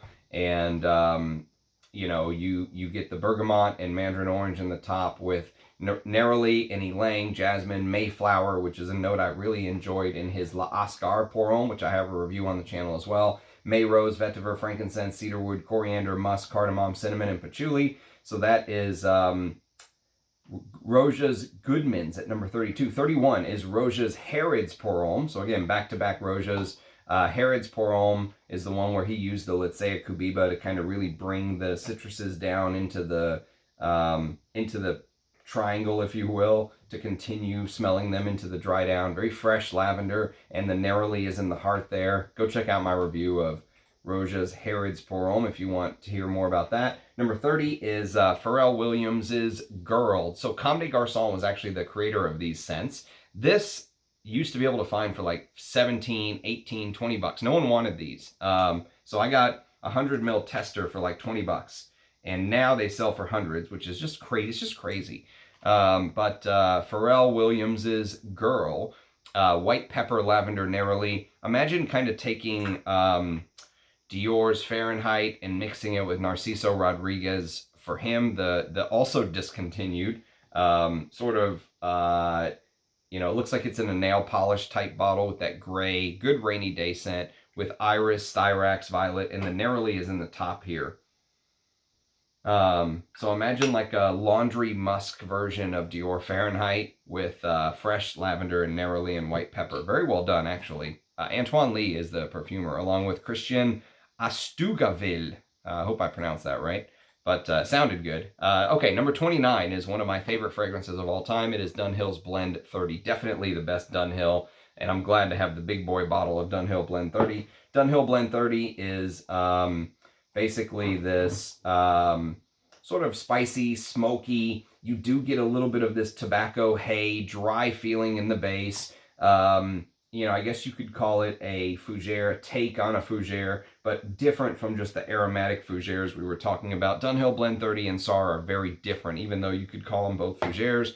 But the Neroli is in the top of Dunhill Blend 30. I need to do a Vintage Hall of Fame review on that. That will definitely get a Vintage Hall of Fame review. So Dunhill Blend 30, probably one of the greatest fragrances from 1978, which is one of the greatest fragrance years ever. So number 29, Dunhill Blend 30. 28 is a Givenchy fragrance called Satis de Givenchy, and this is what the old original bottle looks like. It is fantastic stuff. Oh my God. I actually think I prefer this to Poison. I mean, if you said, Ramsey, you have to wear one of these huge, big 80s feminine targeted fragrance, I would take this over Poison. For me, personally, I think Poison smells amazing on women, but I would much prefer a Satis. It's got, it's also a floral chypre. It was 1 year before Poison. So what's crazy is if you smell a Satis and then you smell what came out 1 year before this, 1 or 2 years before this, which is that Balahae I was mentioning, then you smell Poison, you can see kind of the influence that these fragrances had on Poison. And so it's funny, of course, Poison gets all the recognition, but the style was solidified many years before. So Isatis is a Dominique Ropion before Dominique Ropion became Dominique Ropion, obviously. But this was one of his coming out parties, and it's aldehydes, orange. This has orange blossom and neroli in the top. That's why it's as high as it is, because there's a lot going on. Galbanum, citruses, maybe a little bit of castoreum, lots of animalic, indolic florals like tuberose and jasmine. Very narcotic florals in this one. Egyptian honey, Florentine iris, civet, castoreum, bay rum, which we talked about with the Vendetta Porom, vanilla, sandalwoods, patchouli, oak moss, musk, cloves, all of this. Huge fragrance, and I love it. I love the composition, and I only have the eau de toilette. I could only imagine what the Pure Parfum smells like. It's absolutely insane. So Isatis comes in at number 28. 27 is off of a sample, Jill Sander Woman 2. It's one of my early reviews on the channel. Woman 2 is a fantastic floral animalic chypre. I would love a bottle of some of those old Jill Sanders. Anything Jill Sanders from the 80s is money. And you can't go wrong with anything from the 80s. Animalic, floral, go check out my review, but it's a fruity aldehydic opening with some neroli in the top, mixes well with the bergamot and green notes, and then this big floral heart, and it sits on this dirty, mossy kind of bed of civet, castoreum, moss, sandalwood, frankincense. It's a wispy frankincense, but very complex. Like if you're into these complex fragrances, Jill Sanders is, or Jill Sander, excuse me, is a house you should definitely check out. So that is Woman 2 at number 27. Number 26, the Bortnikov. Can't find the sample, but it was called L'air Exquise. There's a review on the channel. You can check it out. It's probably one of my favorite Champaka oud fragrances. I said this one has this sunshine-like feel, like imagine a sunrise, like the warmth of sunrise, the freshness of neroli in the top with that patented cardamom from Bortnikov. Amazing stuff. So L'air Exquise from 2018 at number 26. 25 is a Guerlain, maybe one of my most prized bottles in my entire collection. This is called Bouquet de Fauns. Bouquet de Fauns. This stuff is, I mean, I can't even describe. You can see the Baccarat bottle. You can see the Baccarat sort of logo down there at the bottom. See it? Right? Let me see. There it is right there. That says Baccarat. But yeah, man, this stuff, I can smell it through the plumber's tape. It is, so it's slightly animalic, but it seems to have smoothed over the years. Maybe because it's 80-year-old bottle or whatever the hell it is. I don't know. This came out in 1922. My bottle, I think, is probably from the 50s, if I had to guess. But I really don't know. Honestly, I have no clue when exactly my bottle's from. But it's a spicy, leathery floral and maybe one of the best suede notes I've ever smelled. Now, Russian Adam said there was a sample that he got from the original bottle. Not the one that looks like this, but the one that looks like it literally has the fawn's heads around the chalice. It's the bottle that's displayed in the mirror, the Hall of Mirrors, okay? So he said it smelled much more animalic, that this is much more softer jasmines, nerolis, florals, with a little bit of suede and stuff like that, whereas the one he smelled was much more animalic. So I haven't smelled from the original bottle. I mean, who has? Unless you go to maybe like the Osmotec or something. But Bouquet de Founds, I find this one amazing. I love it. I think it's very complex and deep. And it's that mixture of kind of animalic, but that chic, fine French perfumery blended together. Stunning stuff. Number 25, Bouquet de Founds. 24 is a Nina Ricci fragrance, and this is called L'air du Temps. L'air du Temps. And so L'air du Temps is a fragrance that came out right after World War II. This came out in 1948, so just a couple years after World War II. And it's a very floral, powdery fragrance that some bottles, not this one, I got one of the more boring bottles, but some bottles have this sort of like two doves intertwined with each other. And it's supposed to be this sign of peace. Like when you put this on, you're releasing the doves, the peace doves, into the world, right? When you wear it.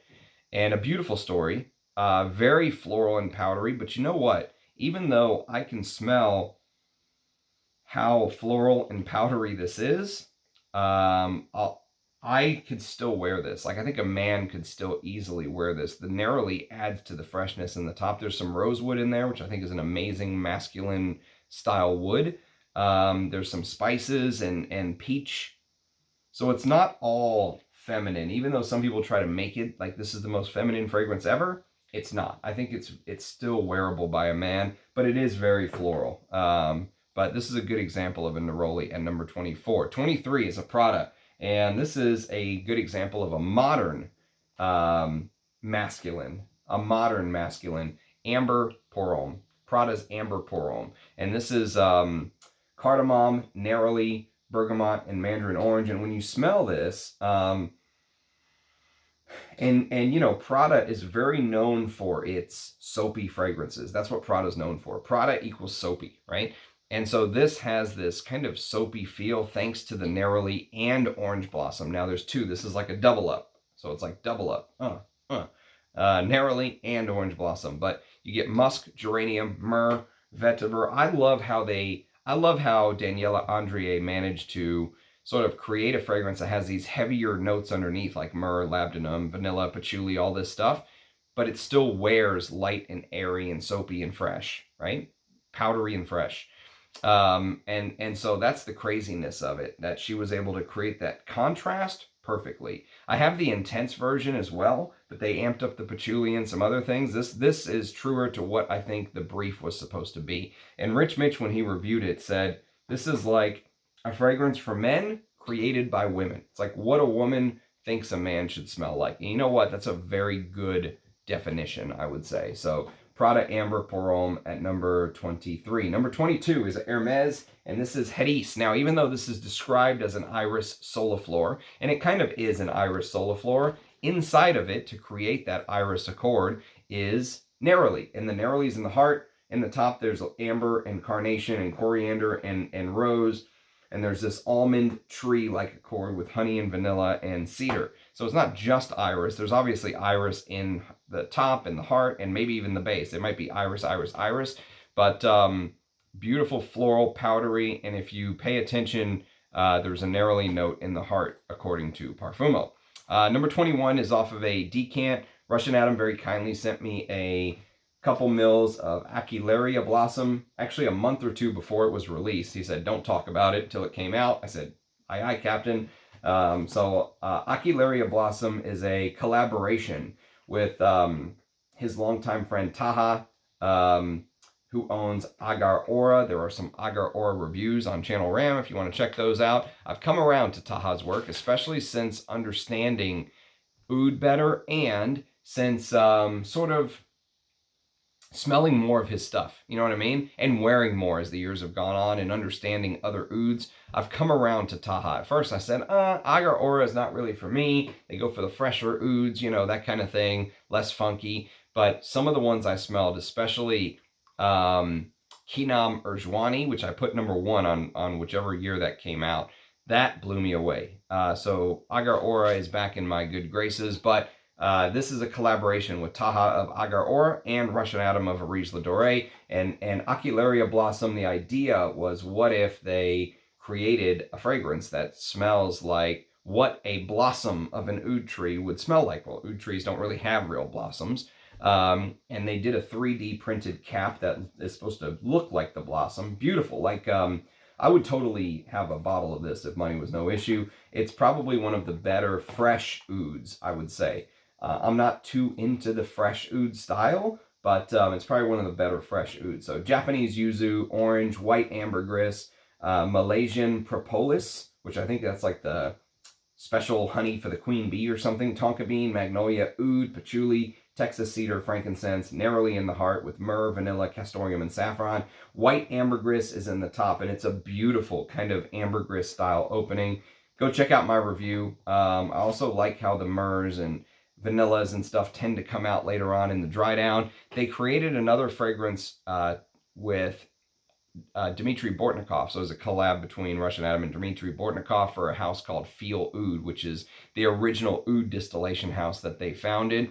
And it was called Sunrise and Set. And Sunrise and Set smells a lot like Ocularia Blossom without the heavier resins and stuff like that. I much prefer Ocularia Blossom to Sunrise and Set, personally. So that's more of a fougere take on oud. Okay, number 20 is a creation by one of the greatest perfumers of all time. This is Homme de Grey. Homme de Grey is a Gerard Anthony creation, who I think is one of the all-time greats of Firmenich. Bergamot, amber, jasmine, sandalwood, musk, neroli, and peach. And I'll tell you what, like if you really want a good feel for neroli and a masculine fragrance, this is one to really try to get your nose on. That green, you can almost even see it in the writing. You know, it feels like a fragrance that came out in the 1950s. You know, it has that, or 60s. It has that old school feel. And I could totally see Old Men in the 90s when this came out. This came out in 1996, discontinued now.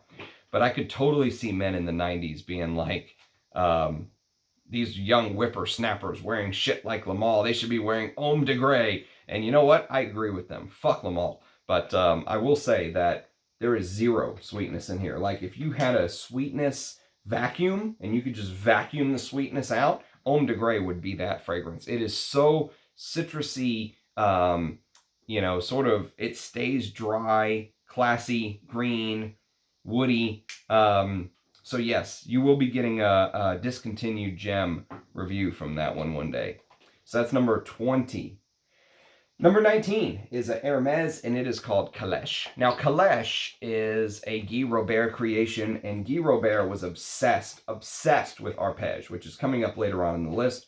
But arpège was like his most perfect fragrance. And you know what? I can't blame him, because it probably is one of the greatest fragrances I've ever smelled. But he tried to recreate it over and over and over and over and over.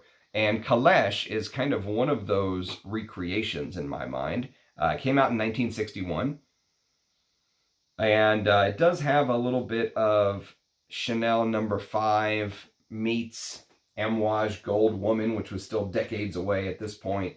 You know, some people mention Picovaya Dama by Xerjoff. Honestly, I'd rather wear this than Picovaya Dama. But it's aldehydic cypress, neroli, citruses, iris, a huge kind of floral heart of lily of the valley, gardenia, jasmine, rose, ylang ylang. Very traditionally feminine floral, but it's a chypre. So it sits on a bed of oak moss, sandalwood. There's probably some labdanums in there, you know, resins that it sits on. And I think it's an amazing fragrance. So very floral, but it will get a review one of these days on the channel. Number 18. This will definitely get a review one day as well. It is the first masculine fragrance ever created by Guerlain all the way back in 1904, and it is called Mouchoir de Monsieur. So not the first masculine fragrance ever, but the first masculine fragrance created by Guerlain, targeted towards men. Mouchoir de Monsieur literally translates to the tissue of the gentleman. And so back in the day, apparently men would kind of take their mouchoir, their fragrance, they would spray their handkerchief, and they'd put their handkerchief in their sleeve or in their pocket. And whenever they met a woman that they liked at the bar or something, they wouldn't just go up to her and, what do they do today? They just like hump each other on the dance floor. They wouldn't do that. They would now, back in the day, what they would do is they would take their handkerchief out and they would leave it with her as a sign of, to remember me by, my dear. They were classier back then. But Mouchoir de Monsieur is sort of a take on Jicky, like a masculine take on Jicky, if you will. So it has that powdery animalic. If you smell Jicky, you'll get an idea of Mouchoir de Monsieur. It's got the lavender, lemon vervain, bergamot, jasmine, patchouli, cinnamon, neroli in the heart, with rose, tonka bean, oak moss, vanilla, amber, iris in the base. I really, really, really like Mouchoir de Monsieur. I need to wear it more so I can do a review for you guys. Just so many fragrances and so little time. Number 18, Mouchoir de Monsieur. Number 17 is a Les Indemodables, which I think is one of the best new modern niche houses. And this is called Ambre Supreme. Everyone focuses on the ambergris in here, and it should be focused on because it is beautiful. I'll tell you what, it is beautiful. But Ambre Supreme also has a Neroli note in the heart, along with Moroccan jasmine absolute, patchouli, aldehydes, clary sage, Indian cardamom, Madagascan pink pepper, and then that ambergris and Immortelle. It's an Antoine Lee. It's fantastic. One of the best ambergris fragrances money can buy. If you're an ambergris fan, I would urge you to check that out at number 17. Number 16 is a vintage Chypre from Chanel from 1955. It's called Chanel Pour Monsieur. This is you're starting to get the idea now of where I really feel like Neroli shines, because this fragrance is seen as very bourgeois, very upper class, very like back in the day, it was almost like men weren't supposed to wear fragrance. So the fragrances were very muted. They were very light, and Neroli plays a big part of that, along with the lemon and orange. Rich Mitch says the lemon on his skin and with the eau de toilette turns to bleach. I kind of know what he means with that. But this fragrance doesn't last long on me. Maybe a couple hours and I'm ready to reapply. Every couple hours I just reapply when I wear this. Henri Robert, who's the uncle, I think, of Guy Robert, or great, I can't remember, cousin, uncle. But there's basil, cardamom, ginger, coriander, oak moss, vetiver, and cedarwood, excuse me. And so, again, not a bad scent. It's just not my favorite. I actually like the eau de parfum even more, believe it or not. Usually I like the older stuff, but this time, going back to the 50s, I like the eau de parfum, or the eau de toilette concentrate, as they originally called it. Okay, so that is number 16. Number 15 is off of a sample, Francesca Bianchi, Libertine Neroli. And I'll tell you what, I bashed the Neroli top note in Libertine Neroli when I reviewed it. I did. And I still don't think it's the best Neroli note, in my opinion. But if you want an example of Neroli in a composition, check that one out. It is pretty highlighted, let's say. But Libertine, Neroli, of course, libertine, libertarian, either with your sexual ideas or with your thinking, and it was Neroli with Petit Grand, iris, geranium, and then it had her usual kind of benzoin-y, labdanum-y, irisy, kind of leathery dry down. So I like the dry down more than I like the top, or the top. Floral Chypre is what it's categorized as, but go check out my review of Libertine Neroli, the first with Neroli in the name, but not the last. Number 15. Number 14 is an Amouage, and it is Reflection Man. So Reflection 45 was way down on the list, right? Reflection Man is a better indicator, I think, of Neroli in a perfume. I think Reflection Man highlights Neroli beautifully. It is powdery, fresh. It's got bitter orange leaf with rosemary, Neroli, jasmine. The jasmine in here is unbelievable. And you can see the dent I put in the bottle. I've worn the hell out of this. Sandalwood, Haitian vetiver, Virginia cedar, patchouli, iris. Just a beautiful, go watch my comparison video between Reflection Man and Reflection 45 at number 14. Number 13 is another Amouage. Believe it or not, it is Journeyman. Now, Journeyman is known for its Sichuan pepper and tobacco, okay, and Cypriol, which is kind of like a earthy, if you've heard of Nagarmatha, Cypriol and Nagarmatha are basically different ways of saying the same thing, but a lot of times they'll use that as like a oud thing. And while, yes, it does turn slightly smoky from the tobacco, and again, I've got a full review of this, there is a freshness to this fragrance. And I really feel like if you just pay attention to the top of Journeyman, Alberto Morias and Pierre Negrin give you like a perfect snapshot of Neroli in a top note, really adding that sort of fresh green, what did I say in the opening? Sort of bright, that bright uplifting. Neroli does that in Journeyman. So yes, in one of the most beautiful bottles of all time. I mean, it is regal, regal. Okay, next on the list we have number 12. And back to Jean-Paul Gaultier, even though they were last on the list with the original Le Male, now we have the flanker of Le Male, which was also done by Francis Kirkjohn, but I think this really represents Neroli and Petit Grand well. It is Fleur du Mal, and if you just take a look at the bottle with that white cleanness, right? Floral, slightly sweetened. It's got Petit Grand, Orange Blossom, and Neroli in the top and the heart. And then it sits on a bed of chamomile, basil, and coumarin. So this stuff goes for big money on the internet. And I really feel like, this and Reflection Man share some similarities. This is like a designer version of Reflection Man.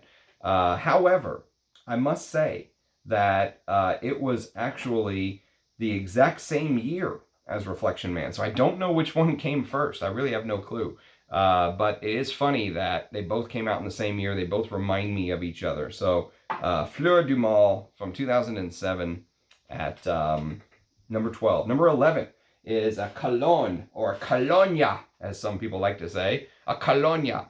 This is Acqua di Parma Colonia Intensa. And the Cologne genre is really, I think, where the Neroli note tends to shine. It's where most people think of that Neroli with the green freshness. And here, it's Sicilian lemon, Calabrian bergamot, cardamom, ginger, Neroli, artemisia, myrtle, cedarwood, benzoin, leather, musk, and patchouli. Okay? And this was done by Alberto Morias and Francois Demachy. Two big hitters, okay? But Acqua di Parma Colonia Intensa is a fantastic hot summer wear. Like when it's hot, you can spray the shit out of that, and it's fantastic stuff. Very citrusy, fresh outlook.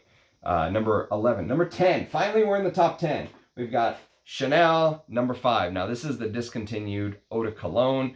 I want a fresher bottle that hasn't been used up, but I'm very happy to have this, but I would like a fresh bottle of the Eau de Cologne. The Eau de Cologne's discontinued, and more men wore the Eau de Cologne back in the day because it had more of this civet animalic growl, but it does have Neroli in the top along with Ylang Ylang and that beautiful Chanel sparkle, if you will. So yes, if you're a fan of number 5 and you've never smelled the Eau de Cologne, try to hunt down an old bottle. It's really good stuff. Number 9 is a sample review from a Creed. It's called Pure White Cologne, and you can go check out my review.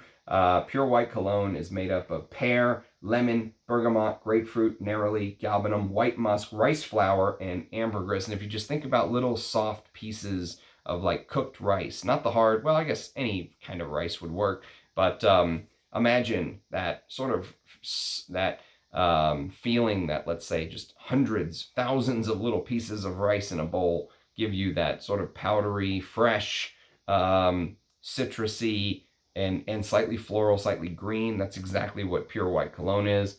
Go check out my review. I would totally have a bottle of that if it wasn't $700. You could just spray that away in the summer, and it's absolutely beautiful. And number 9. Number 8 is back to Chanel, and we're going with one of my favorite Chanels of all time. It is number 19.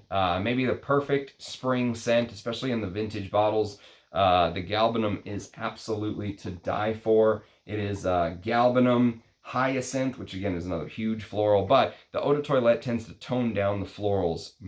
The eau de parfum hypes up the florals a little bit more, and you do get the neroli in the top here, and it is a beautiful neroli note. My God, man.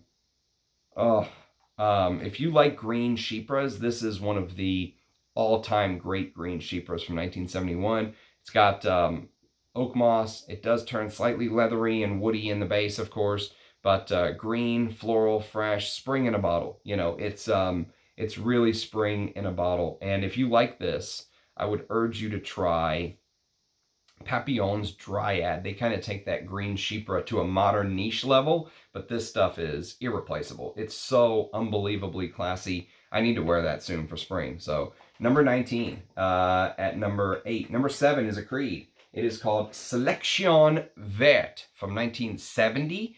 Selection Vert is citrus notes, peppery notes, neroli, peppermint, herbs, and ambergris. And the neroli note here is such a focus. It's like laser beam focus. The green citrusy neroli with that peppermint, and the peppermint combo reminds me of what I consider to be the greatest neroli scent of all time, which we'll get to here in a minute. But Selection Vert by Creed. You'll have to take my just word for this. This is a decant, but it is Selection Vert. At number 7. Number 6 is a Rochas. Maybe one of my favorite designer patchoulis. It is Rochas Louis, brought to you by the great Michel Almarac. Rochas Louis is neroli, lemon, cedarwood, sycamore wood, sweetgrass, vanilla, patchouli, and amber. And it really does feel like a woody, spicy, fresh version of like a, I want to say there's Abbey Rouge touches in here for some reason. I wouldn't be surprised if there was this rosewood feel, but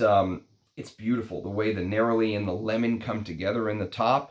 If you've never smelled Louis by Rochas, they had an absolute hit on their hands that is unfortunately discontinued. It was Michel Almarac and Amandine Clerc-Marie. I don't know anything about the second one, but Michel Almarac is an all-time great.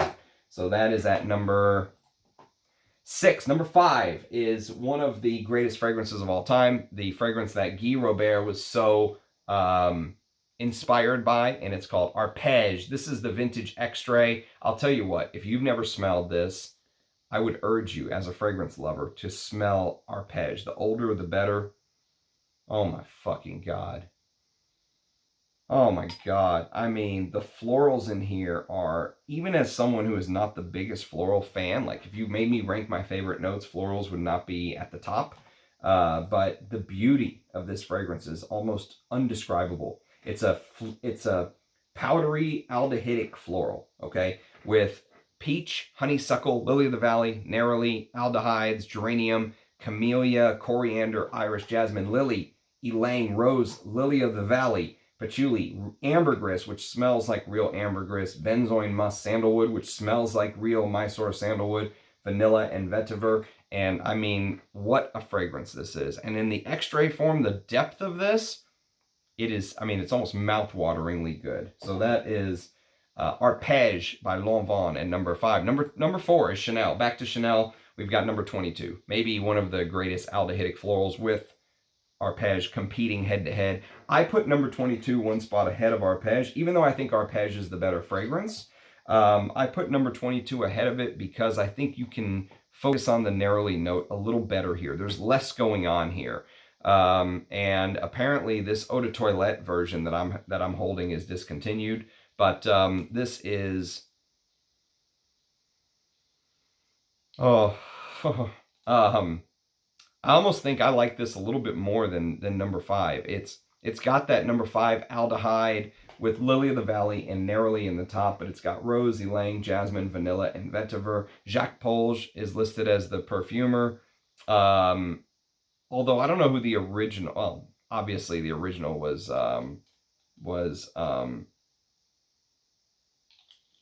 obviously, what was I, who was I going to say? Number Chanel, number 5, Eau de Cologne, 1921. Who made, I'm drawing a blank. It's been almost, Ernst Beau, excuse me, Ernst Beau. So Ernst Beau obviously made the original number 22. But this particular version, I think, is a Jacques Polge reinterpretation, if you will. Okay, next on the list, we have a Guerlain. So we go from Art Lanvin to Chanel to Guerlain. And this is called Coriolan. And the reason Coriolan is here is because Coriolan, even though it was part of the same project, apparently, where Jean-Paul Guerlain started working on Derby and Coriolan together. Derby was released in the mid-80s. Coriolan wasn't released until 1998, and it flopped. And the reason it flopped is because it is a green, fresh Chypre. Okay, so think about the classic Chypres from the past. Think about things like Pour Monsieur, right? But imagine like with the Chanel style, and I much prefer wearing Coriolan to Pour Monsieur, personally, the eau de toilette. But it's lemon, bergamot, neroli, petit grain, and sage. And that petit grain neroli combination in the top with the spicy kind of juniper freshness as it dries, and the green basil and oak moss, I mean, this is like a fresh outdoor Chypre. Great for summer. Fantastic because of the uplifting freshness of neroli in the top. Amazing. Number 3 is Coriolan. Sadly discontinued. They then tried to remake it, by the way, which on the channel there is a comparison video between Coriolan and its successor, Lame Dune Eros is the name. And there's a comparison video between Lame Dune Eros and Coriolan on the channel. Go for whichever one you can find, honestly. Don't if you can find Coriolan at a great price, go for it. But be very careful because the neroli and petit grain and citruses in the top are so amped up in this fragrance. I do feel like it has a tendency to turn. So don't buy partial bottles. Buy full bottles. This bottle was full, so I put a pretty good dent in this. But buy full bottles if you're going to go with the old school Coriolan. At number 3. Number 2 is a Creed, and you can see how much I love this. I used the whole thing long ago, so I never got a chance to review it on the channel, but I use this whole fragrance. This is one of my favorite summer fragrances to wear. I ran through a whole 120 ml of Neroli Sauvage, and Neroli Sauvage does borrow a little bit from Rochas Eau de Rochas pour Homme. And so it's got that fresh citrusy neroli and orange blossom in here with grapefruit, bergamot, bitter orange, lemon, and ambergris. So imagine that classy Creed ambergris. Imagine Eau de Rochas Homme, but with classy Creed kind of ingredients, right? That's Neroli Sauvage from 1994. I don't know what the new one's like, but the vintage bottles were beautiful. And that leaves number 1. And number 1, I'm going to cheat a little bit because on Parfumo, it doesn't list a neroli note. But I always thought that this was the fragrance that was most famous for having the most amount of real neroli ever in its original format. It came out in 1947. It's from the house of Jacques Fat, and it's called Green Water at number 1. And this is a vintage eau de toilette. I mean, you can tell by the 90 proof and the bottle type and all that stuff that this is an older bottle, right? And this is, as my good friend Jonathan would say, fresh as a daisy. It is extremely fresh. It smells fresh. It smells amazing. I got it kind of unopened, if you will. My God, man. And the way that I'm going to say neroli and petit grain combination mixes with the peppermint spearmint smell reminds me a lot of Selection Vert by Creed, which wouldn't surprise me if this actually did come out in 1970. They borrowed from Green Water and then had their little backstory. But Green Water for me is the neroli fragrance. So almost 2 hours of neroli. A lot of work goes into these videos, so I hope you guys appreciate it. Thank you to everybody who likes, subscribes, comments. I had to tell people, make sure you have the bell turned on to all because YouTube stopped recommending some of my videos for whatever reason. To some folks who had the personalized recommendations on. When I started to do the Sherwood videos, it just stopped recommending them. So I don't want to be one of those YouTubers that says, like and subscribe. You can make that decision on your own. But if you do want to get the notifications, make sure that the bell is turned to all, which I didn't even realize that was a thing. That shows how behind I am. I didn't even realize that the default was personalized notifications, not all. So anyways, thanks for watching as always. Let me know what your favorites are. Let me know if you like these long style videos. I love making them, but it is a lot of work. So I'll do them occasionally here and there. I gotta mix in shorter reviews, of course. But as always, cheers guys. I hope you learned something from today's videos. Thanks for watching. Catch you next time. Bye-bye.